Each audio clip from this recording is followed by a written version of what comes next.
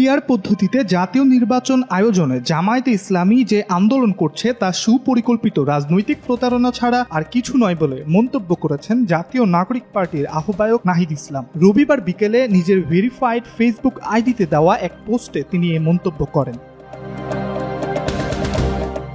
পোস্টে নাহিদ ইসলাম লিখেছেন, জামায়াতের এই আন্দোলনের উদ্দেশ্য ছিল ঐকমত্য কমিশনের সংস্কার প্রক্রিয়াকে বানচাল করা এবং জাতীয় সংলাপকে মূল রাষ্ট্রীয় সংস্কারের প্রশ্ন থেকে সরিয়ে দেওয়া। জনগণের অভ্যুত্থানের প্রেক্ষাপটে রাষ্ট্র ও সংবিধানের কাঠামোগত পুনর্গঠন সংক্রান্ত জাতীয় সংলাপকে ইচ্ছাকৃতভাবে ভিন্ন খাতে প্রবাহিত করা।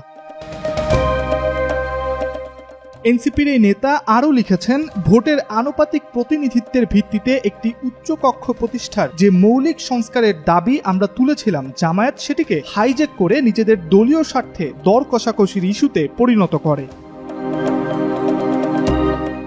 নাহিদ ইসলামের অভিযোগ, জামায়াতে ইসলামী কখনোই সংস্কার আলোচনায় অংশ নেয়নি, না জুলাই অভ্যুত্থানের আগে না পরে। তারা কোনো গঠনমূলক প্রস্তাব দেয়নি, কোনো সাংবিধানিক দৃষ্টিভঙ্গি উপস্থাপন করেনি। তিনি আরও বলেন, ঐকমত্য কমিশনের মধ্যে তাদের আকস্মিক সংস্কার সমর্থন কোনো বিশ্বাসের বহিঃপ্রকাশ ছিল না, ছিল একটি কৌশলগত অনুপ্রবেশ, সংস্কারবাদের মুখোশে রাজনৈতিক অন্তর্ঘাত।